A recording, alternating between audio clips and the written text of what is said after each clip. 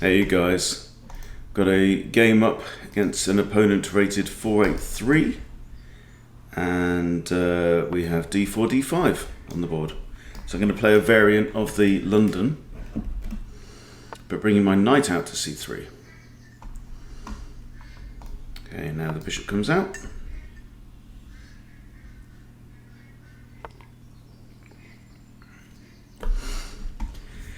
Okay, so what's my opponent doing here? One thing is he's shutting off this light squared bishop. The other thing is releasing this dark squared bishop. It can't go there. This square might be an option for it, but don't see any point trying to kick the bishop before it arrives or prevent it from going there. I don't know. Could also go here or here. So best thing to do probably in this circumstance is to continue to develop.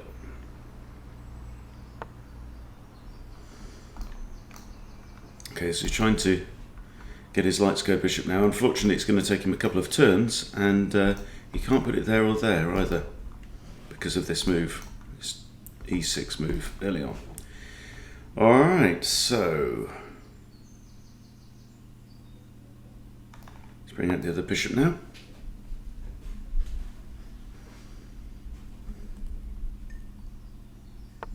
So it's a 10-minute game, so I'm thinking about taking 3 minutes for my opening. Really don't want to be rushing your opening. The first thing I'm doing is I'm checking, okay, what just changed on the board. Okay, he's defending that a second time. The pawn's now defended. That square's unavailable for my knight. This knight maybe wants to come out to there. Can't bring my queen out at this point, that's fine. Okay, so let's think about... Let's play knight to here. I think my knight wants to come into e5. It's a great square for the knight.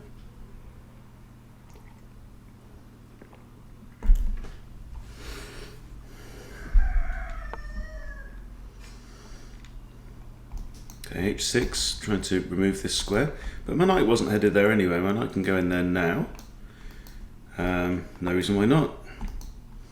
Just looking at this, and maybe my queen might come out to there.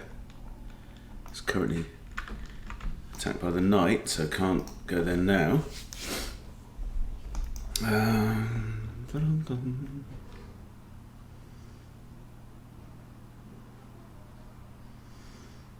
He's played pretty solid so far. A lot of pawn moves though. 1, 2, 3, 4 pawn moves and 3 piece moves. Okay, I've moved 2 pawns and 4 pieces. That's the difference. Alright. What's this queen doing? Blocking in that bishop. That's a problem. It'll make it hard for this guy to castle and get to safety now.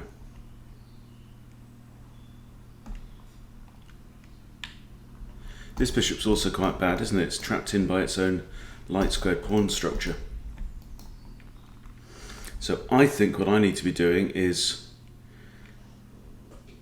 pressing home my advantage. The fact that I've got some more space, I've got better development, I've already got 4 pieces out on the board compared to his 3. So I think I need to get my queen out, I need to castle, and start to make life difficult for black. The question is how to do it. h4. I mean, I can play g4 now. g4 looks attractive. So he's played 3 1 square pawn moves. Aha! Whoa! Okay, it's only 1 square for my bishop. And he can't play that straight away. This pawn is defended by my knight and by my queen. So, is he going to castle king? Is he going to castle kingside? Are you really? Are you?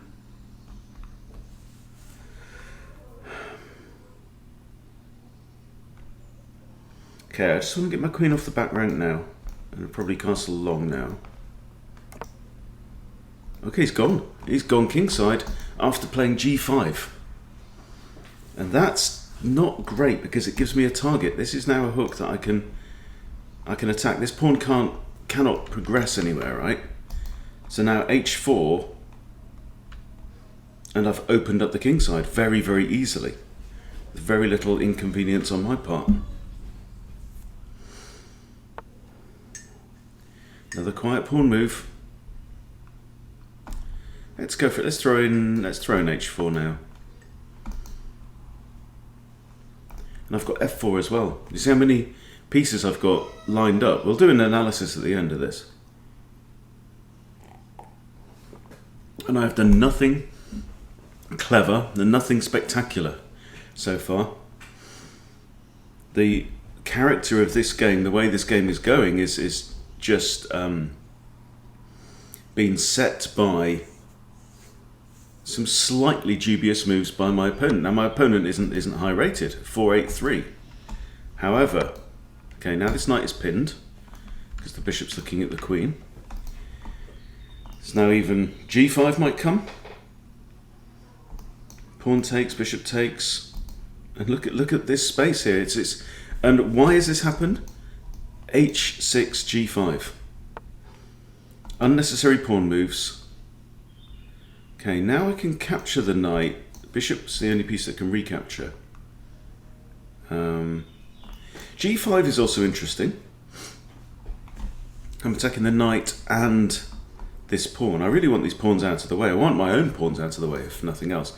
Let's play f4 first. Just so that if he takes with the pawn, I can take back with the pawn. I'm still attacking the knight, yeah? This is the thing about chess. It seems like when you watch videos on, you know, the best games ever played and these incredibly deep calculations or these super clever puzzles, it's easy to slip into this idea that you've got to play with brilliance to be good at chess. And I don't think it's actually true. I think to get good, it's more a case of... Okay, so now, let me finish what I was saying. More a case of understanding and following basic principles, and this guy has just failed to do that in many ways. Okay, so this is interesting. So he's swapped off his bishop for my knight, helping to open up this space, and it's all about the king side now. It's all about this, right? So I'm actually spoilt for choice. I've got pawn takes h6 with a discovery on the queen. So that's a free pawn. Bishop's defended by the rook, no problem. Pawn takes h6. I've got rook can come across, I've got queen can come across, I've got queen can come into h5. So many options. Let's start with a forcing move. Attack the queen. Okay, he's missed that. I'm not going to capture the queen right now. I'm simply going to play rook to g1. And he's just about out of options now. Let's play queen here, threatening mate. He hasn't even noticed that his queen's hanging. He's got 7 minutes left on the clock. He's only used 3 minutes out of 10.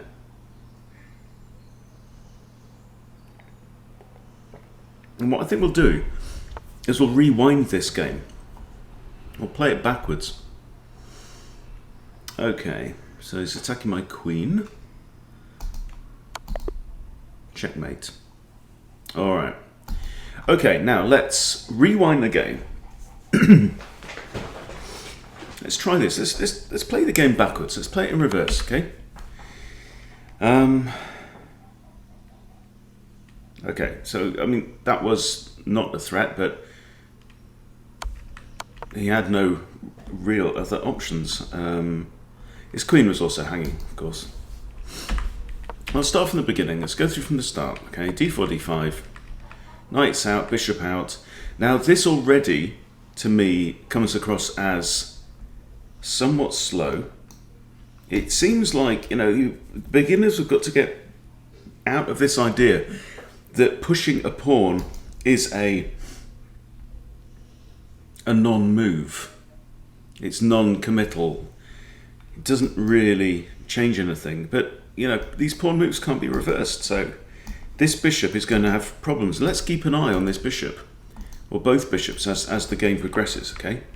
So I now push a pawn move, but the difference is that I've already put my bishop outside of this pawn chain. Now he has to develop his light squared bishop, but his light squared bishop isn't great now. It's looking at 3 squares off to one side of the board. It's doing nothing really here because it's already blocked in by that pawn move. So that pawn move is already hurting black. I bring out my other bishop, which is looking down at a useful part of the board because that's where I'm expecting black's king to end up, which indeed he does. Now another pawn move, and now he completely traps in this bishop. So we have a similar kind of London idea going on, right? But the difference is that my bishops are good and his are crap. There's 2 good bishops, useless bishops. Yes, this one's got a longish diagonal, but again, it's still at home, so it's still pointing at the side of the board. And that square, and that square, and that square are actually unavailable to the bishop right now. So, knight out, developing, targeting the e5 square, great place to put a knight. Now another pawn move. Okay, this is so you can get into a lot of trouble in chess by simply being too defensive. One of the best things that you can do is to put pressure on your opponent and not allow your opponent to come at you and attack. What this is doing is it's kind of hunkering down and saying, please don't attack me. But with all these pawn moves, you can weaken your structure, and this one in particular, and this one, I think will prove to be important. Right, so he's already moved the c pawn, he's already moved the d pawn, so putting the king on c8, castling to c8 is probably not a good idea, right? Now, which leaves, if you're going to use the castle move, which you really should do in the vast majority of games, you're going to have to put your king on g8, right? However, pushing this pawn leaves a hole here, okay? Means this pawn is now defended by a pawn and the rook. Here it was defended by a knight and a rook. Okay, fair enough. But now this square, for example, is defended only once, whereas previously it was defended twice. Okay, so the knight comes into e5. Now the queen moves. Slightly unusual move, okay? We're not that deep into the game, but already it feels like, because of these just slightly indecisive, wishy-washy move choices that black has made, he's already significantly on the back foot. He's got 3 pieces out on the board, okay? He's got 2 minor pieces that are still in the blocks, right? Whereas I've got all of my minor pieces out in the board, okay? So all I've got to do now is move my queen off the back ranking castle and I'm done. So now g4, right? So I'm not hurrying to complete development because there's nothing really useful for my queen to do just yet. So why not create some space and then use my queen? Right? So it feels like now is the time actually to disrupt things.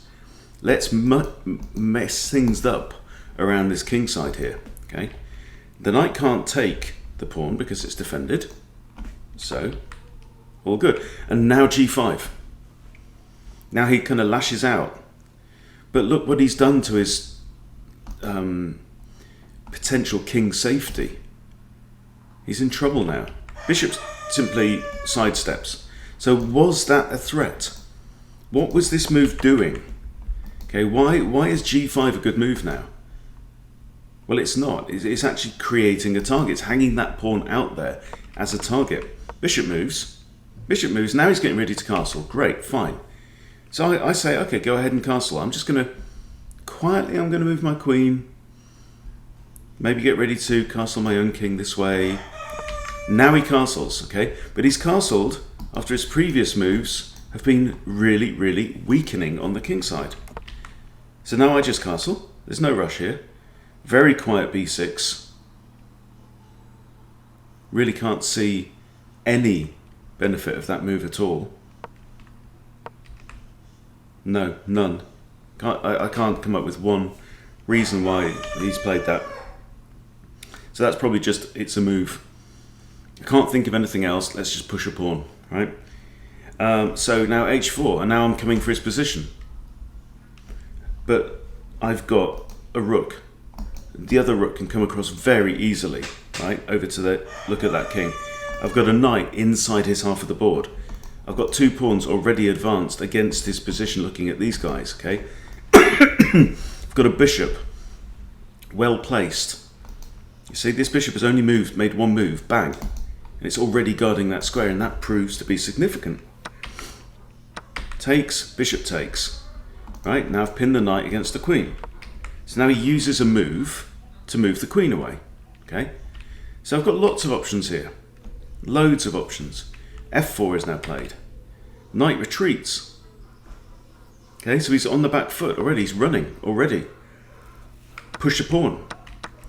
Bishop takes knight, f takes. Queen comes back, attack the queen. He doesn't even notice that his queen's under attack. And in 3 moves, it's all over, checkmate. There you go. Interesting little game, I thought. And it's hard to say, you know, if you're 500, 600, 700 rated, it's hard to say what black did wrong, but I hope that we've identified that some of these moves where you just go, oh, I'll just do that. Can't think of anything, I'll just do that, right? These are the moves that are weakening. And you should play, every move should have a purpose, and every move should improve your position. Nothing wrong here, nothing wrong here, nothing wrong, okay? This, it's adding a 3rd defender to a pawn that's already got 2 defenders and 1 attacker, right? So that's not necessary. He doesn't need to defend this pawn, right? But he's blocking in one of his bishops. That's not great, okay? So when you're thinking about your candidate moves, think about, okay, how many pluses and how many negatives are there to this move? How many merits and demerits are there to this move? Okay, so this one, what's the point of this move? Defend this pawn.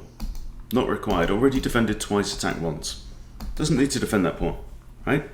So a better move now. He could bring out his other knight. He could bring out this bishop to there or to there, and then think about pushing his pawn once his bishop's out on the board. These very small differences in the quality of moves compound to create a winning or a losing position. I can play this move because my bishop's already out of the pawn chain, right?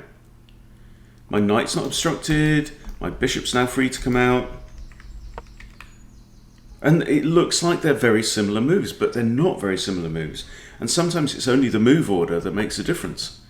So now, you see, this problematic bishop, he knows he wants to get his bishop out, but because he's played this clumsy e6, it's going to take him 2 moves to get his bishop into the board and do anything useful. And where's it going to go from here? It hasn't really got many prospects from there either. My bishop, much better bishop. Just in the first few moves. Bizarre. And now, what, he's trying to defend this square? But in doing so, this guy's now completely stuck. Stuck with this sucking his thumb at the corner. Develop my knight, looking at e5, occupy e5. And already from this point, you have to say, I would easily take white over black in this situation. Okay, so these kind of quiet pawn moves that seem as though they are just building a position, but in fact, particularly these two, moving these 2 pawns, weakening, right? You should have a plan, right? When you've pushed this pawn, it's unlikely that you're going to castle that way with this diagonal open, or could be open towards the king. Another kind of quiet move. Didn't really see the point of that one. And now I'm already on the attack. I'm coming for his position. And this was a knee jerk. G5, totally unnecessary. Was it an attack on the bishop? Hardly. The bishop wasn't threatened by that. Okay, this bishop now, what's it got? It's got nothing. Nothing at all. Right? So the bishops want to be in positions where they have scope. This bishop potentially is scanning the whole board. This bishop is on 2 diagonals, right? Looking down towards the king.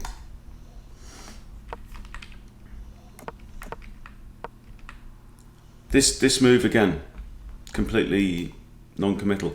And the game isn't very long. It's what, like 15 moves long. And those moves really, really, really, really matter, guys. That's the thing you have to understand. And I think a lot of beginners kind of pay some attention to the opening, but it's almost like the opening is just like, well, let's get into the game. But these opening moves really, really matter. So spend a third of your time on the opening.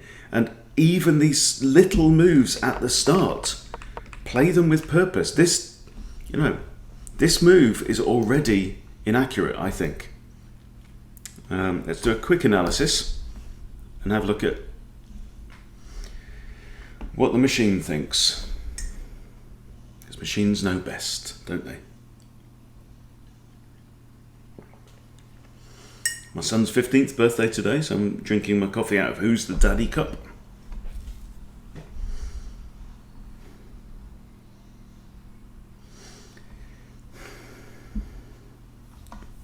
We'll see the difference in accuracy to start with. Okay, 77.9, 3.8. 3.8. Now, this doesn't mean that his moves were awful, right? What it means is that few of his moves were close to the best moves that were available.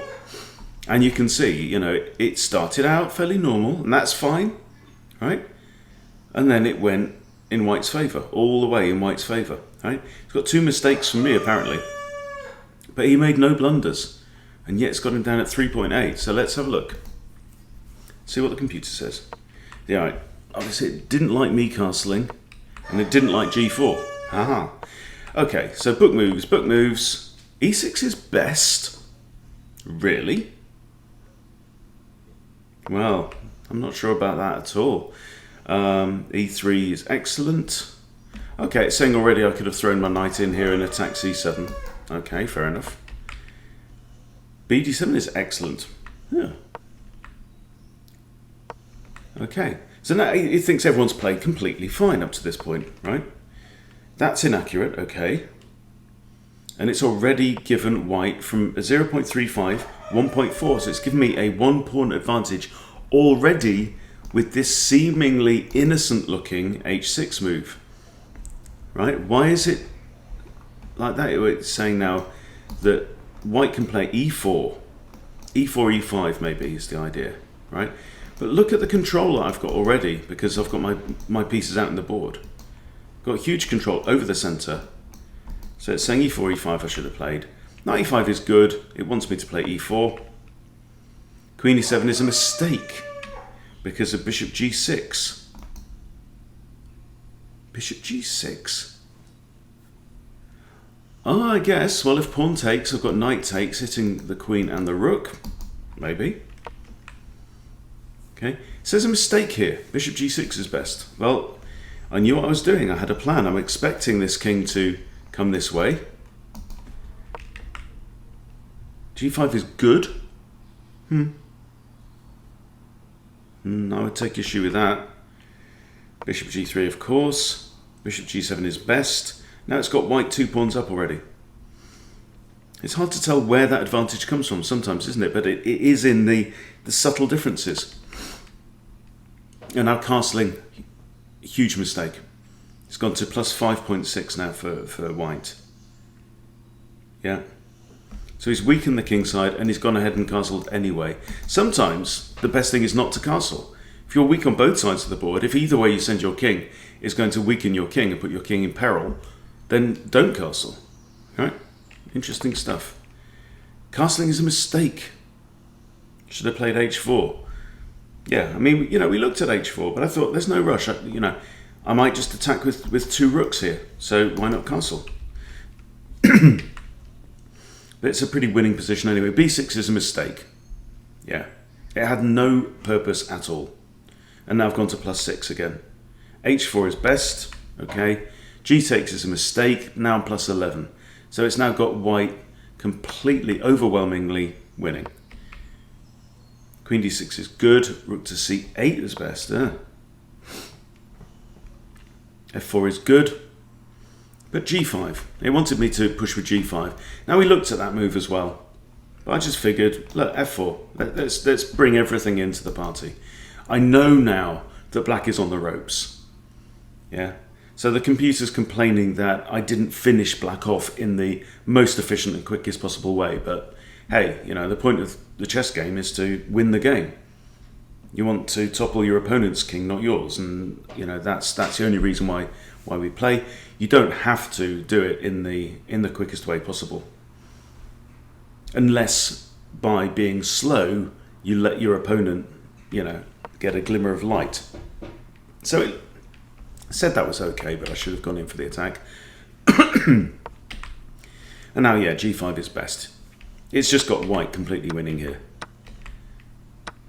That's okay. F takes is best, yep. So we're opening up lines now on this side of the board, and that's why castling was not such a bad idea, because I could bring my rook in. G takes is best, and just look at this king now. It's no world of pain.